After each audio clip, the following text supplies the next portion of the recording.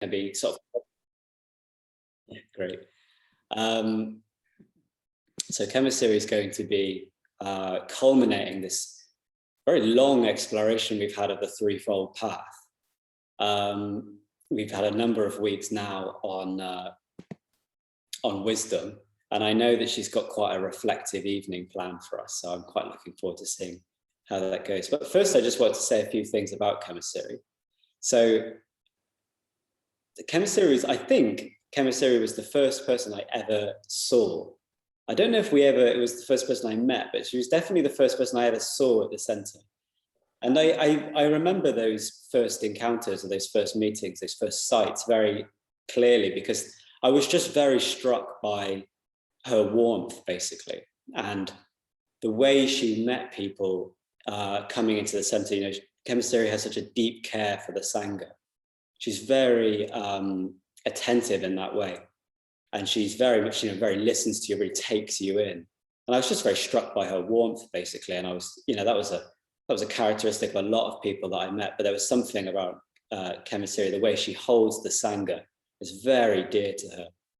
And I think this was really expressed in the Mitra ceremonies when she was rejoicing in people's merits, just the attention to detail in these little aspects of people's lives. I could tell she was really enjoying it. And it was just a very enjoyable, very beautiful thing to experience. Yeah, so without further ado, I'll hand over to Chemistry. Thank you. Oh, thank you, Zach, for that. Hey, nice to see you all. And yeah, that was a beautiful introduction, beautiful announcements series, Zach, if that's the right word for it. I'm a bit like Bodhinaya today, muddled. Yep, I don't know you were muddled, Bodhinaya, but yeah, my brain is slightly muddled. Let's see what happens. That's not a bad thing, actually. Yeah, spontaneous things can happen. Anyway, so this is the last evening on the theme of the threefold way or threefold path. So ethics, meditation, and wisdom. And yeah, looking back over this series for Sangha Nights, we started in November last year, so that's quite some time ago. And we've done quite a lot of that time. We've spent time on wisdom. Different people did quite a bit for that. When I did I brought things to mind a few weeks ago, and what I forgot to mention is that Karunavacha also gave a beautiful talk, actually, a wonderfully rich talk on identification, on how we identify with views of self, really, or views of self harden into identity. And, you know, it was a very rich talk. So I have apologized to her for missing her out when I mentioned other people. Yeah, but I just want to say that here, it's worth revisiting. So that was as part of wisdom, really. Yeah, so tonight, going to take us through a bit more of a few reflections on ethics, meditation, and wisdom. And then we have a bit of time also where we sit and just reflect. And then we'll have groups to share from that reflection. So that's the evening. But I want to start actually with any of you coming in with some thoughts on ethics, on meditation, on wisdom. If you were to describe it right now, you know, to a colleague, to your mum, to a friend, to a neighbor, you know, what would you say? Yeah, what comes to mind? Just like to hear from a few people about any of these: ethics, meditation, or wisdom.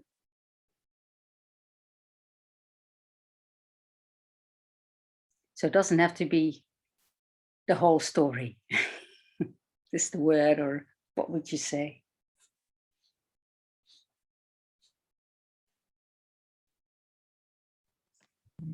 Well, I was just thinking, Kamasiri, how wisdom comes from practice. So I was thinking about meditation and ethics being an active practice, and you know, wisdom, if you like, unfolds from that.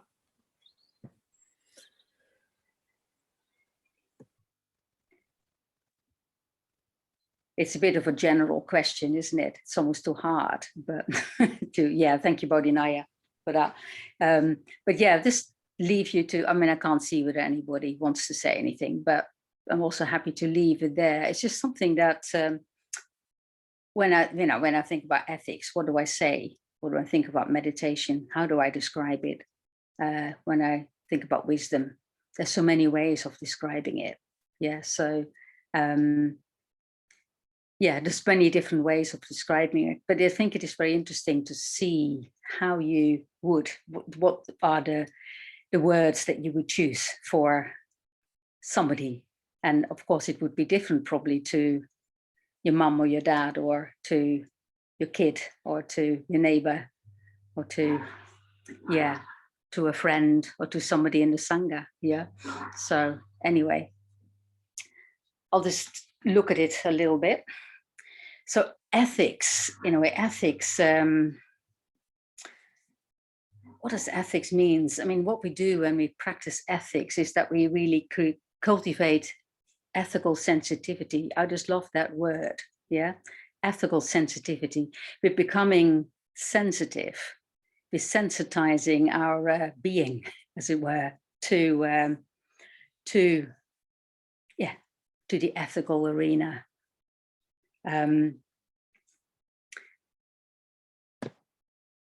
And really be becoming aware or sensitive to the interconnectedness of all beings, that the interconnectedness of all things, aware that what we do, what we think has an effect, that actions have consequences. Quite simple, but very, very fast. And of course, the precepts, they help us to define areas of reflection on our behavior and practice. And they help us to make different choices in how we live. They help us change. Yeah, reflections on the precepts is help us change. I want to tell you a little story, really. I couldn't find it back in, it's in one of Sangharakshita's talks from the past. Well, they're all from the past now, but way back, and I just couldn't find it. So it's from memory, from what I remember. The story is a Zen story. It's about a young man who knocks on the door of a monastery. This young guy, you know, he lived quite an unaware and selfish life until then. Yeah, he was in a state, really, no money, he not really looked after himself, and he needed a place to stay. And he knows that when you knock on the door of a monastery, you can probably stay there for a while free of charge. Yeah.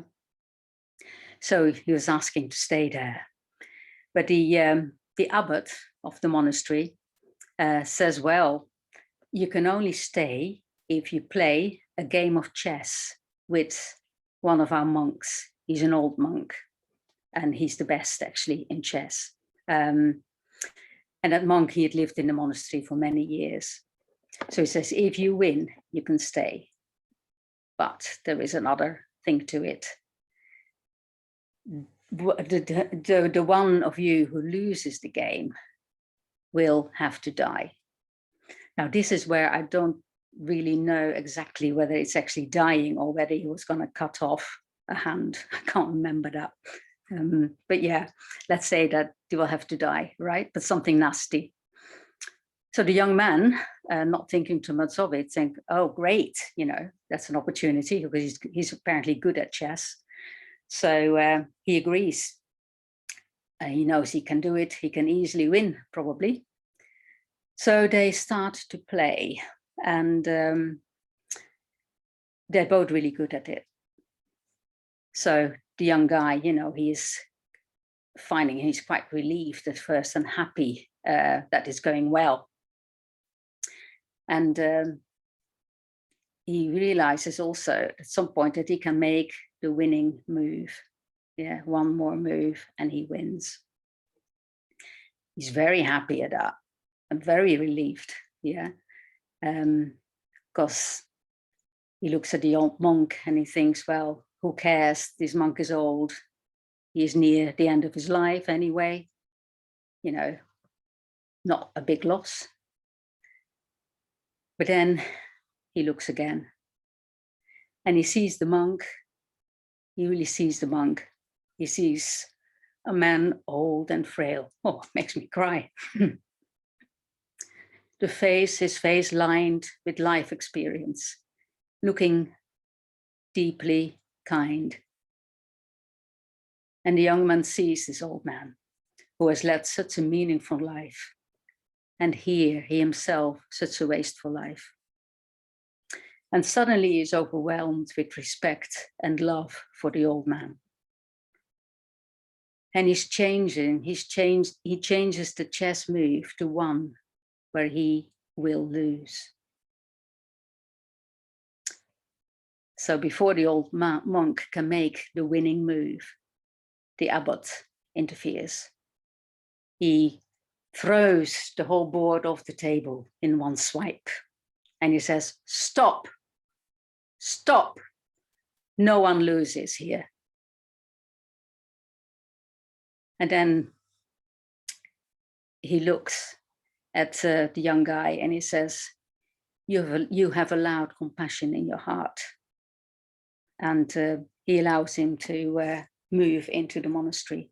And the young man enters the monastery and actually he changes his life. You know, he starts to practice. So there you go. That's the story. No one dies. I think it's a beautiful story. And it's a story where, you know, this young man in this game becomes ethically aware, you know, becomes aware of his actions really, and taking into account another life. So there you go. He realizes that actions have consequences. So he's opening up to the ethical arena, and he's actually, so him entering that monastery, I was thinking as well, means he now actually enters it in a very meaningful life. Yeah, rather than just a time where he can just live there quite free of charge. Yeah, there you go. Yeah, so that's on ethics really. And then a little bit on meditation. And with meditation, I do include mindfulness as well, becoming aware really. With mindfulness and meditation, we are training our mind really to become aware, really, to become as present as it can be in any situation. That's what we're training. So in a way, there's two aspects to meditation. There's just the gathering of our mind first, calming, or the gathering and calming. A little phrase from Maitreya Bandhu here is, once our mind is healthier and more uplifted, we can enter into a concentrated, enriched and flexible state of mind, which is meditation. So yeah, we're gathering our minds. Not always easy to do. This sitting, it's training our mind to come back to the intention or the focus of what we set out to do. We all know that, isn't it? It's so easy to drift off. But yeah, that's what we're trying to do. And just training our minds to come back whenever we drift off, that's enough in a way, yeah, because it's the training that matters. It's not, as we all know, you know, it's not about going into the analyzing of why we drift off and so on. It's really just training your mind to come back, that gathering of our mind, and then allowing the mind to calm. Sangha has a lovely description of meditation, this one sentence. It says, meditation is an uninterrupted production of skillful mental states. Yeah, an uninterrupted production of skillful mental states. And for me, what comes to mind is this long kind of chain, long necklace of skillful mental states. Yeah, a continuation. So that's a meditative mind. So skillful mental states are the states of mind that are helpful, creative in helping insight to arise. So that's skillful. That what helps insight to arise. Yeah, so that takes us in a way into that, so in a way that the gathering of the mind, the calming aspect of meditation is helping us to do that. But then there's, when we go a bit further with meditation, when we get absorbed, not easy for all of us necessarily. Some people get there very easily, some not. But absorption is like a deepening of our mind, a deepening happening. There is joy, there's calm, there's energy, there's ease, there's spaciousness, alertness, totally present. Yeah, what a wonderful state of mind, isn't it? Yeah. So, and it's the absence that when we're in that state of absorption, those moments when we are absorbed, it can be just, you know, fractions of a second, really. It can be 5 minutes or longer. But there's an absence of being pulled to somewhere else, not being pulled to anywhere else, apart from just being here now. There's an absence of restlessness, of anxiety, of sleepiness, an absence of irritation, an absence of doubt, of skepticism. Yeah, so that's absorption. So in a way, those are the both, yeah, that's what we're training our minds to do. But also,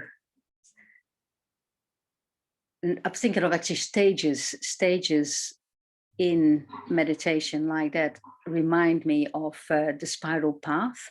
In meditation, it's like we can move up the spiral path. We can move away from the endless round of the wheel.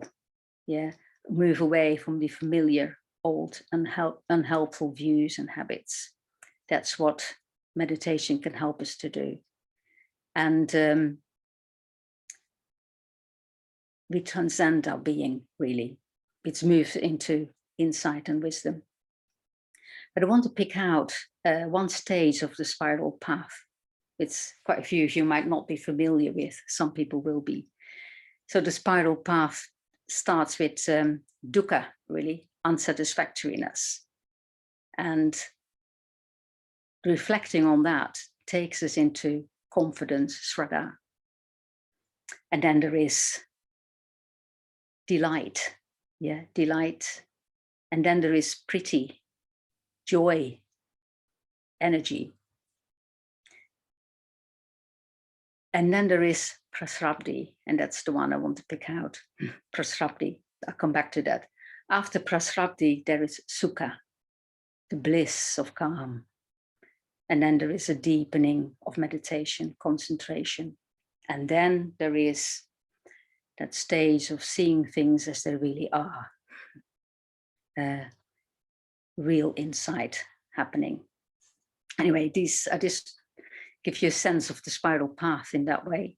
But prasrabdhi, this is between joy, energy, and deep bliss, blissful calm. Prasrabdhi is an interesting one. It means tranquility and serenity. But Sangha describes it as not a passive state.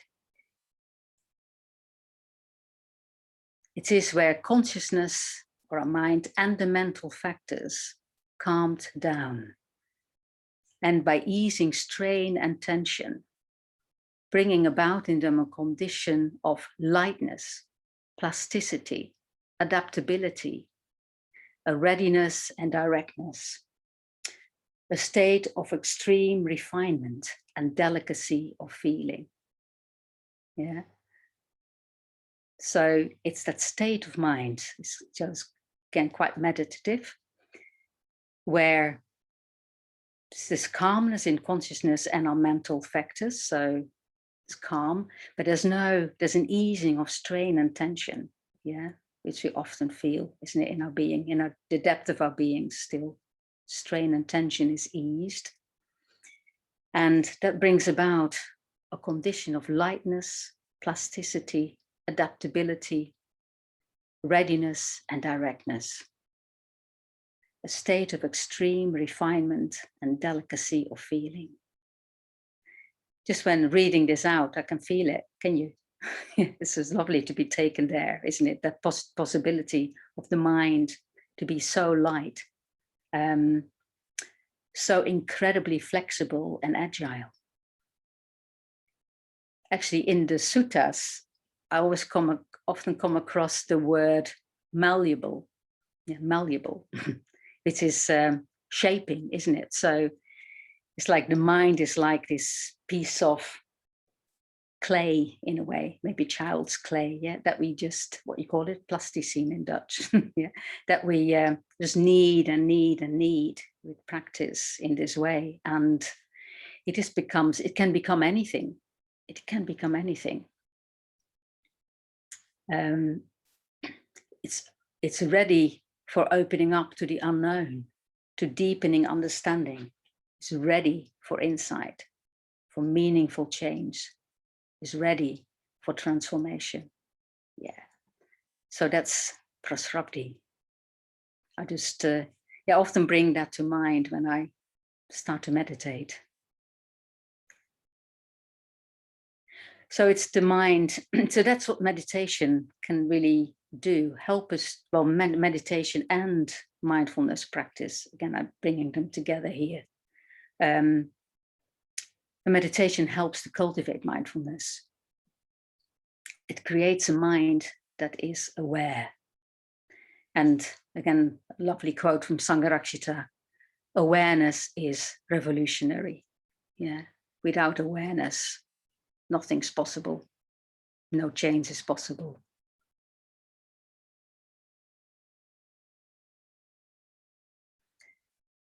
I've got another story actually here, a little story.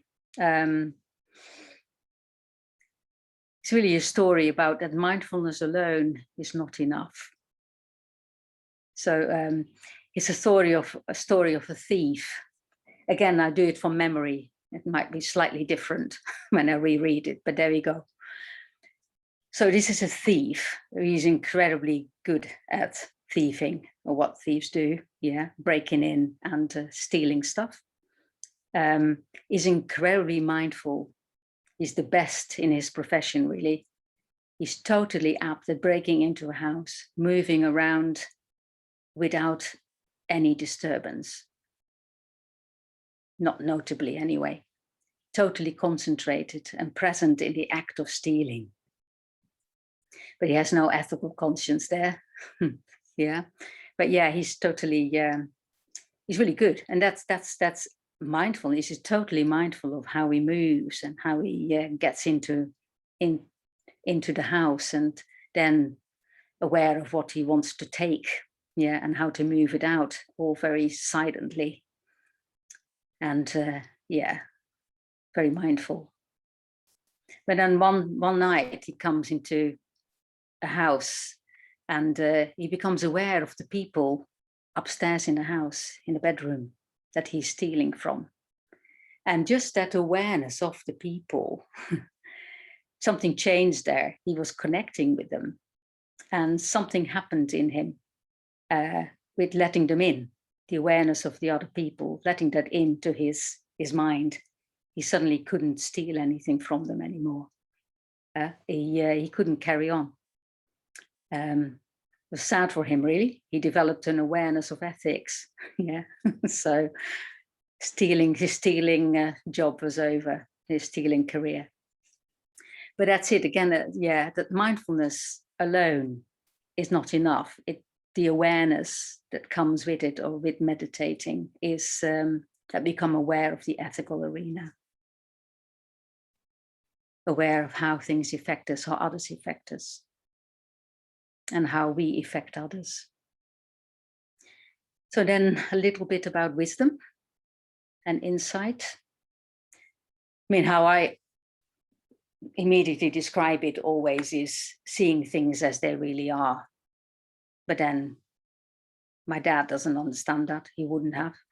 So, you know, or my neighbor doesn't really either, I think, if I say that.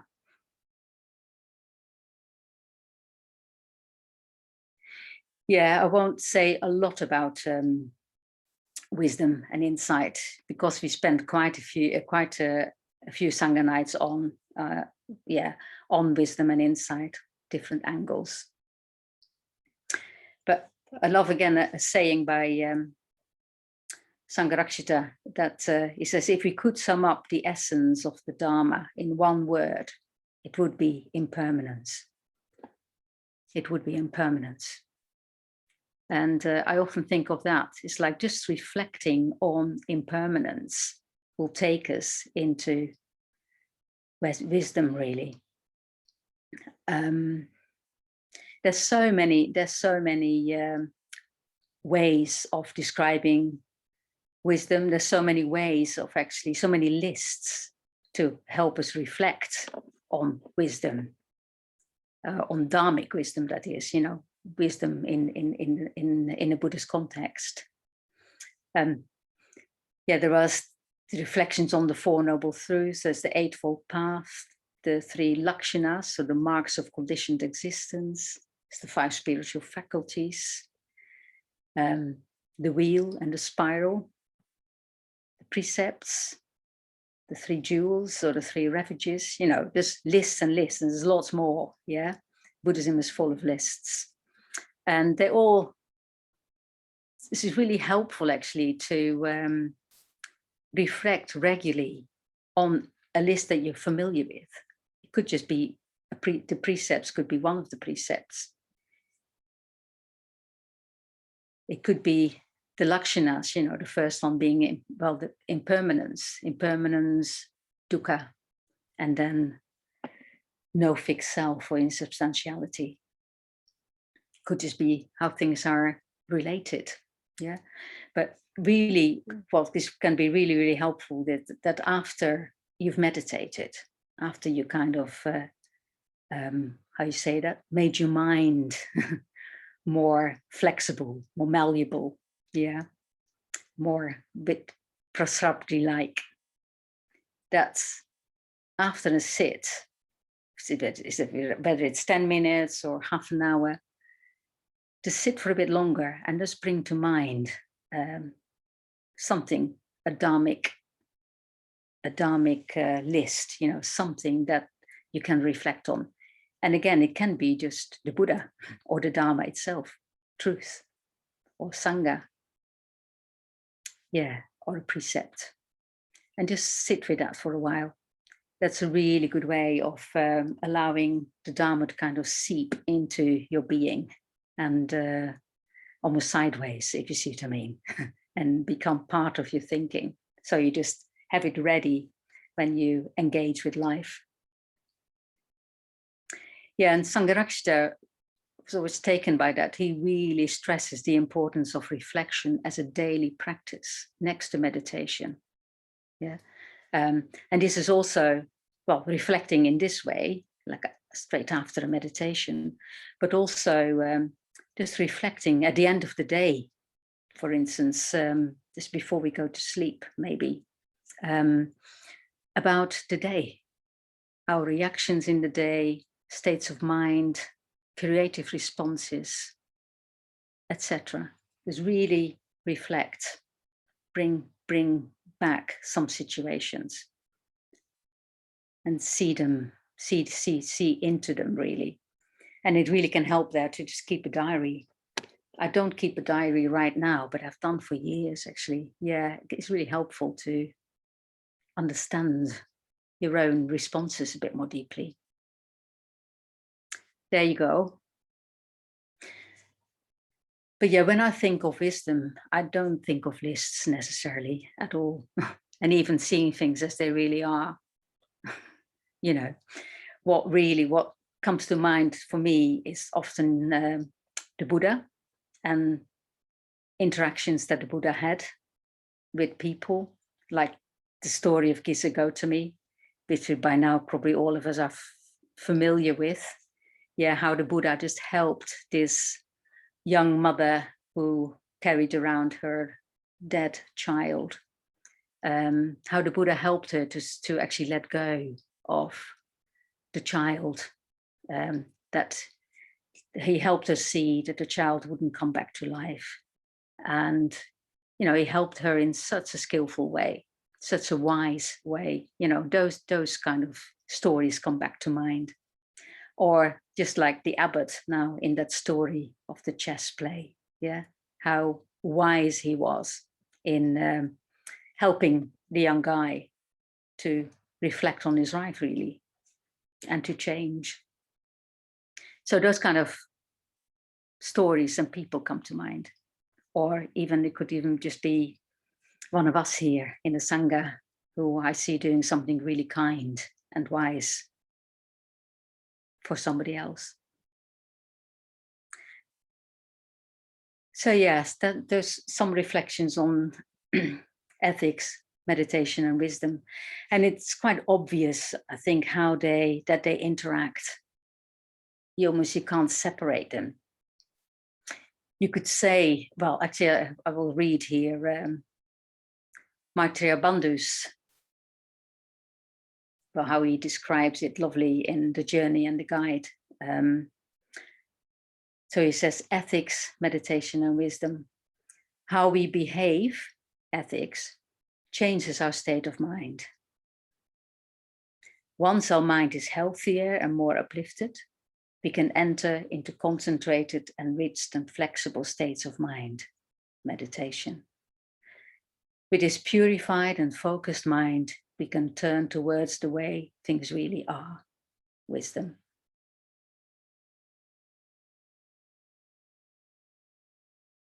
This was in the blurb on the website, so you can look it back up. But yeah, so there is, you could say that there's a, what's the word, augmentation, one builds on the other. So like ethics builds towards meditation, meditation builds towards wisdom or insight. But let's think. But you could also see, you know, so in a way, you look at the aim of practicing ethics and practicing meditation in a Buddhist context is to become wise and compassionate like the Buddha. Yeah, that is the aim. Fully enlightened person is full of wisdom and compassion. And so in that sense, they build on each other, and wisdom is the end goal, you could say. But on the other hand, they're totally inseparable, because for the Buddha, or for somebody like the Buddha, to act in line with the precept is just natural. You know, a Buddha doesn't have to think about precepts. He just is, in a way. He is always skillful, always ethical. He can't really act unethically. And he's totally aware and awake. You know, that meditative mind, that meditative consciousness, is that meditative awareness, that mindfulness is just always there, always able to focus and act creatively in every situation. So yes, in a way you could say that in a mind like a Buddha, all three are united in wisdom. Yeah. And then training ourselves, we also can see how they influence each other. Yeah, ethical practices influence our meditation.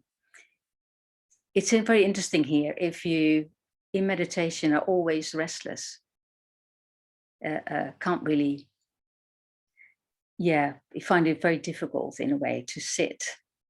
It's really good to look at what you do just before meditation, the preparation in a way for it, or also to look at your, well, actually your ethical life. Yeah, something might be bothering you, weighing on your conscience. And sometimes it's something quite deep that we don't really can see so clearly, but something is something quite much more easier to access. So yeah, look at your life, look how your daily routine and so on, if meditation is really difficult. Yeah, because changes in that way can really help to, yeah, actually to train our mind towards this malleable state, or a state of more absorption. And of course, then meditation helps bring that awareness that's needed to bring to life our ethical practice. Yeah, whatever, when we are more aware, we can see more what we don't do and what we do, and how it hurts others or not hurts others, how we can help, how we can be more skillful. Without awareness, no change, no chance of change.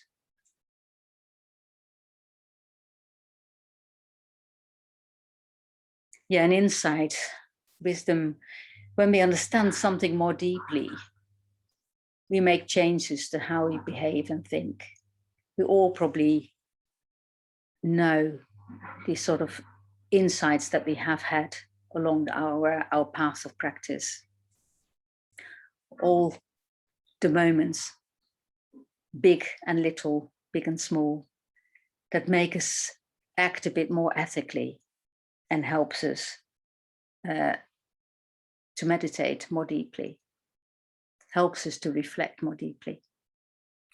So yeah, they just all play together really.